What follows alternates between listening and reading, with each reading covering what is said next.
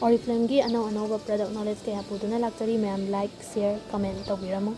ngasi gi product sidi Oriflame optimal skin perfector SPF 40 with grapeseed oil. Grapeseed oil yawa product se yamna phaba product makalamni kaidawi haba matamda grapeseed oil yawa na akhoi gi mai de acne lakadaba bacteria sing se ngak ko thami aduga clog pores gumba leiba habadi akhoi gi environment na pollution no kunwai puna mai da tukhong manung changjan raga koi uring gumba de black heads gumba white heads gumba si gumba thokadaba leiba sing grapeseed oil yawa product se na taragadi ngak ko pangami. Grapeseed oil je yawa banina antioxidant amadi linoleic acid yamna rich oil adu na maram airaga akhoi gi pollution dagi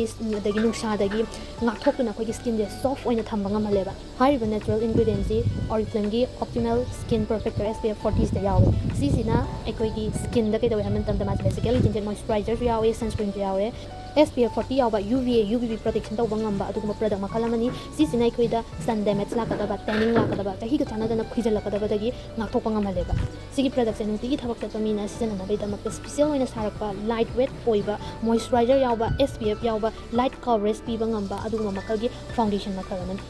Hariba product se kamaina taini hari matamda igi daily gi skin care routine loiraba matamda khwai last sunscreen tairaba matungda sigi perfector je taigani ba si taiba se before 15 minute nusa da thokjingai da nusa da thokada 15 minute walingai da taibi gadabani mayamna khangjangadaba amana SPF yarabani na sunscreen taida sidang taigi habidi adumaki taibi gano kaigina hai matamda if sunscreen sina bangamda mi oi taragadi it's okay sidang taiba da kaisuma kaiba laite UVA UVB dagi protection thangi adubu sunscreen lairagadi sunscreen ja mandatory oina sizina biyo sunscreen SPF 50 dai dugi mathakta sigi 40 je tai duineba nusana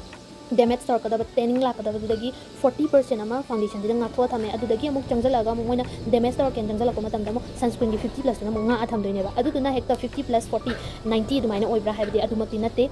mayam ekoi gi skin ji am nungsi si kai no haiba matamda sun damage dagi tanning dagi premature aging dagi ngakthokna bai damakta sunscreen ji season minasti sunscreen nang season abadi gi skin gi phajadaba athi basi uba yaiba aduduna aduki potu song khumjalaga yam perfect oiba look natural look ama piba ngamna bai damakta sigi SPF 40 yauba Oriflame optimal skin perfector season minasi